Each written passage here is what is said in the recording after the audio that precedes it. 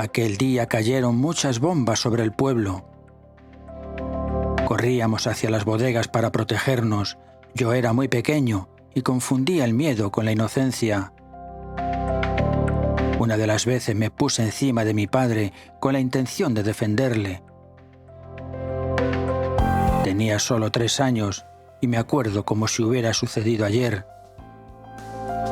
Montarrón, antes de la Guerra Civil, se encontraba en la falda norte de un alto cerro, en una zona llamada Campiña Alta del Manzanares,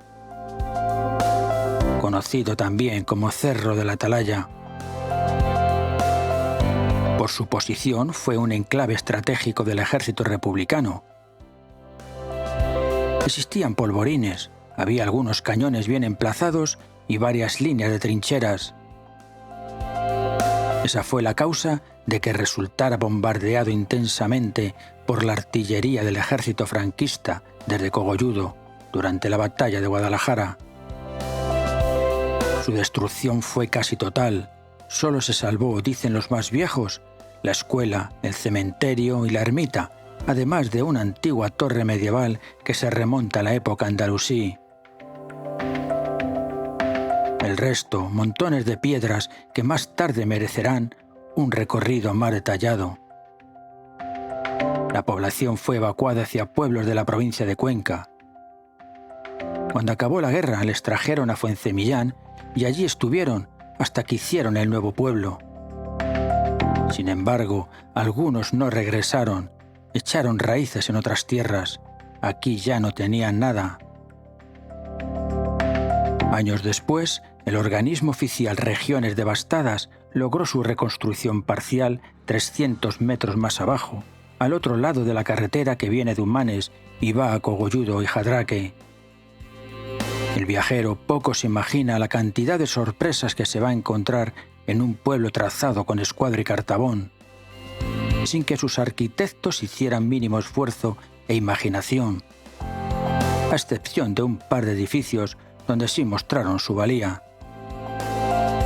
No es el primer pueblo donde la incivil guerra que sufrieron los españoles dejó sus huellas de destrucción. El viajero ya ha conocido otros donde Regiones Devastadas ha dejado la impronta de su modelo. Siempre el mismo, como un corta y pega que se repite. Hileras de casas blancas en calles rectas y amplias. Viviendas individuales de 2 plantas con anchos portalones y patios interiores, funcionales al uso que correspondería a vecinos dedicados a la agricultura y la ganadería. Todo muy limpio y aséptico. El nuevo Montarrón se abre al visitante como una urbanización donde todo está previsto. Esas casas, como uniformadas en día de desfile, han sido retocadas según cada propietario, añadiendo un piso más, plantas, azulejos en la puerta y otros detalles al gusto. Sin embargo, los montarroneros han sabido dotar de una personalidad propia a este pueblo que ya no es el auténtico, pero al que se han adaptado con sabiduría, como una herencia impuesta por la tragedia. Antes de perderse por Montarrón en busca de esos elementos propios, el viajero tiene la fortuna de encontrarse con quien, a buen seguro, es su figura más auténtica. Y no es un edificio ni un templo, tampoco una obra de arte. Es y se llama Félix Mejía. 88 años de vida y vivencias al que el viajero tiene que agradecer su generosidad como guía y anfitrión en su afán de compartirlas. Suyas son esas palabras con las que ha comenzado esta crónica. Pero hay más, mucho más, después de una agradable conversación en un pequeño jardín junto a su casa. Si hay una fiesta en Montarrón de la que los vecinos presuman, esa es la de Botargas. Estos festejos se celebran en la víspera de San Sebastián, el día 19 de enero, patrón del pueblo. Al caer la tarde, el botarga aparece por el pueblo saltando, bailando y golpeando las espaldas de quien se encuentra por las calles, con sus castañuelas y una cachiporra. El atuendo es muy atractivo, con sus colores verde, azul, rojo y amarillo, con una joroba o un zurrón, en la cintura campanillas y una máscara que le cubre todo el rostro. Se cubre la cabeza con una caperuza, algo así como un arlequín con el rabo lleno de alfileres para que los niños no puedan tirar de él. Su lugar de actuación suele ser los alrededores de la iglesia, donde entre sus arcos pide limosna para San Sebastián, para poco después acceder con los vecinos a escuchar misa, ya con la cara despejada. Ese mismo día se celebra otro de los actos de mayor importancia, que es de caridad o caridades, y que consiste en el reparto por parte de las autoridades, el sacerdote y la botarga, de pan con anisillos, queso y vino en porrón. Una grabación de Nodo Español con texto del antropólogo Julio Caro Baroja recuerda en blanco y negro esta fiesta tan arraigada. Pues bien, si hay en toda la provincia de Guadalajara un botarga con prestigio, ese es Félix Mejía, al que sus vecinos, después de 60 años ejerciendo como tal, le han hecho varios homenajes. Entre ellos una rondalla,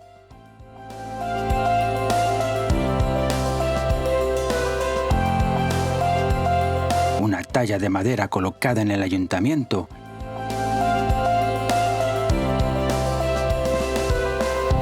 y una calle donde quedará su nombre como ejemplo de amor por Montarrón y sus tradiciones. Después de esta incursión en festividades y costumbres, es el momento de darse una vuelta por este pueblo, diseñado de tal manera que parece como si todas sus casas y edificios estuvieran colocados mirando hacia el otro pueblo, el que ya no existe. La iglesia de la Inmaculada Concepción es grandiosa. Una extravagancia hermosa en un ambiente tan prosaico. Una reconstrucción fiel de un templo románico medieval, con su atrio porticado y ábside semicircular. Aquí sí se lucieron los de regiones devastadas. Dentro es muy sencilla, nada que ver con el exterior. Una sola nave, un Cristo crucificado sobre el ábside, sobre un montículo de metal. Encima de la cruz, una imagen de la Inmaculada Concepción. En los muros laterales, otras imágenes, entre ellas la de San Sebastián. Todas sobre una repisa. En un patio lateral, la casa del cura.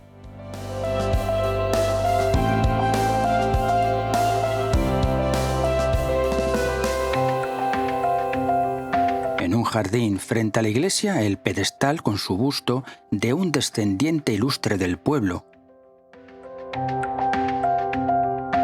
El escritor, médico y etnólogo Antonio Castillo de Lucas, el cual también tiene una calle.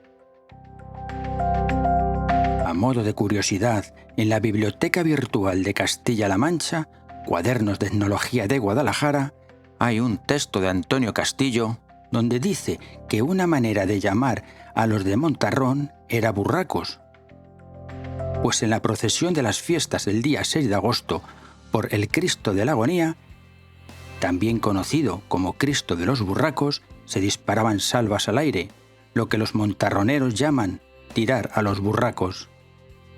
Cree el doctor Castillo de Lucas que el nombre es en recuerdo de que en la hornacina del altar había pintadas unas aves negras que más que urracas serían golondrinas, pues es tradición que ésta le quitaron al Señor las espinas de su corona.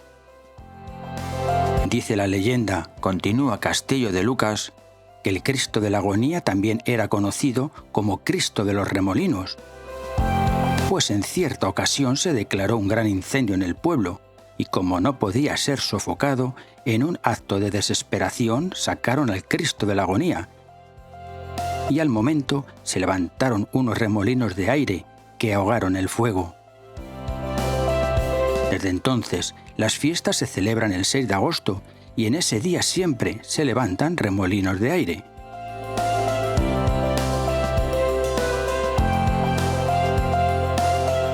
El ayuntamiento, también construido por regiones devastadas, tiene un color como mostaza, es muy atractivo.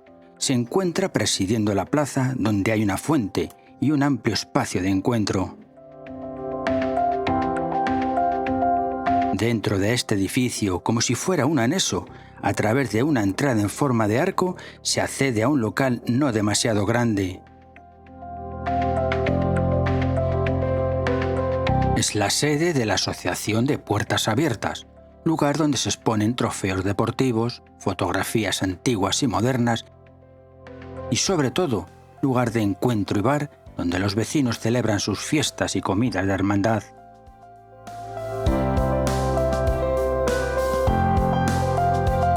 Alrededor del consistorio, amplios jardines, con flores, árboles, bancos y el juego de la petanca.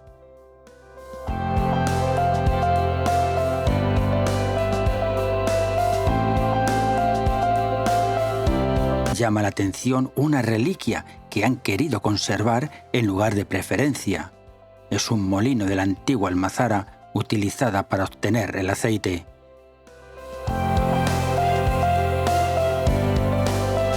Muy cerca, el polideportivo y el frontón. De esta instalación cuenta su alcalde, los vecinos se sienten muy orgullosos, pues fueron ellos, con su trabajo, los que lo construyeron piedra a piedra. El alcalde Florencio Simón también se une a la visita del viajero. Después de una ilustrativa charla sobre los problemas del pueblo y sus complicadas soluciones, puntualiza detalles y anécdotas de su tarea. En su día también tuvo que emigrar en busca de un mejor futuro para su familia. Hoy ha encontrado en su pueblo ese lugar donde ayudar a su mejora y mantenimiento. Uno de los rincones que más aprecian los vecinos es el horno, construido también por los vecinos con los restos del antiguo pueblo. Las piedras datan de 1784. Hoy es utilizado por todos ellos según sus necesidades. Las antiguas escuelas de chicos y de chicas han sido rehabilitadas y transformadas en 2 casas individuales.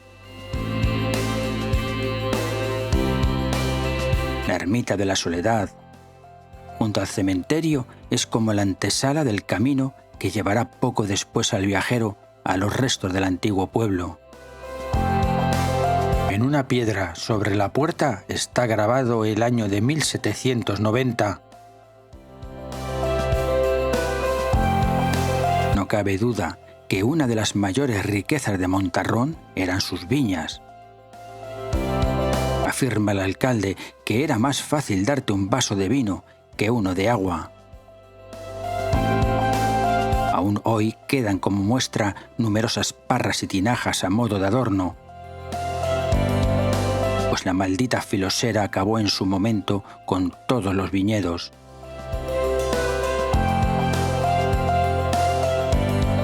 Tal vez el momento que más esperaba el viajero era la visita a ese pueblo que antes de la guerra civil tenía más de 200 vecinos.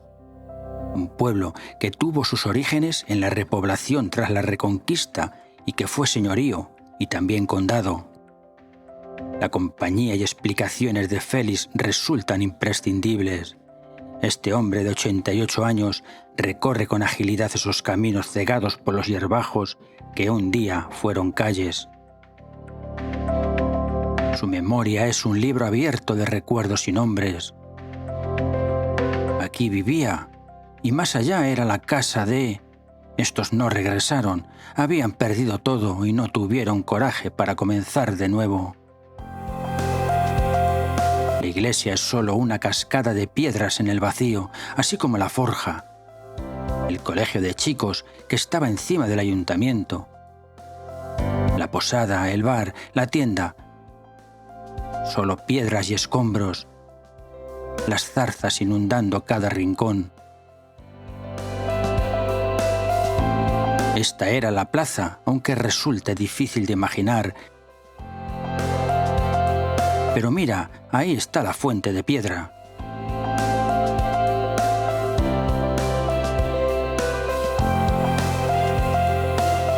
Y esa pila la utilizaban en la fragua.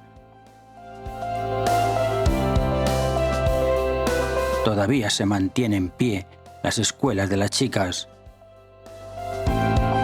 Si hay algo que provoca desazón en el viajero, es entrar como a hurtadillas.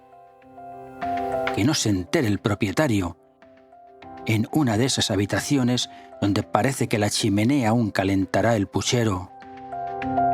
Basares, estanterías, restos de sillas, de lo que fue el hogar de unos seres humanos a los que la guerra les destruyó, no solo todas las propiedades y enseres, sino tal vez su vida y la de los suyos. Ya se ha comentado la riqueza de los viñedos de Montarrón. La confirmación de tal abundancia queda de manifiesto en las bodegas que proliferan al borde de los caminos. Algunas tenían cientos de metros de profundidad.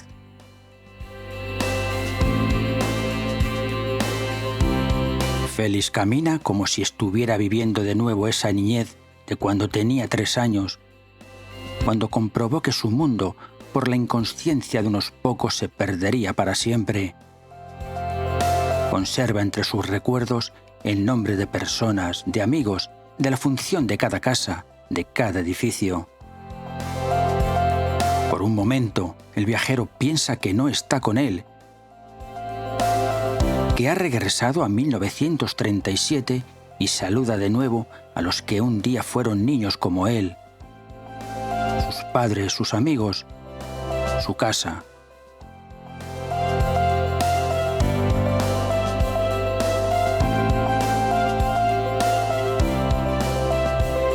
Es el momento de irse despidiendo de Montarrón, de su memoria. En lo más alto, como vigilante, una atalaya de la época de los árabes. Al final del pueblo han construido una casa enorme, muy atractiva, rompiendo el desolado monólogo del entorno. El retorno se hace en silencio, hay pocas cosas que añadir. A poco de entrar en el pueblo actual, Félix se despide. Ha sido una jornada intensa.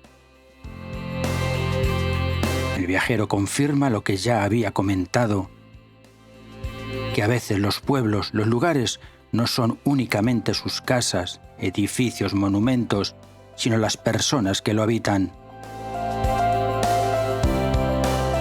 Este espíritu puede quedar reflejado en una placa de piedra recogida del pueblo original y que ahora ha quedado fijada en la fachada de una casa. E pluribus unum, de muchos uno, o lo que es lo mismo, todos a una. Hace referencia a una polémica que dicen sucedió cuando quisieron los vecinos construir un juego de pelota, pero uno se opuso porque obstaculizaba su negocio. Lo curioso es que esta misma frase figura en los billetes de $1 americanos. Félix Mejía es el resumen de un pueblo que dejó de existir, pero que aún palpita en el ánimo de aquellos que viven en esa reproducción de casas blancas, alineadas como en un desfile, con los ojos de sus ventanas observando lo que un día fue y sigue siendo Montarrón.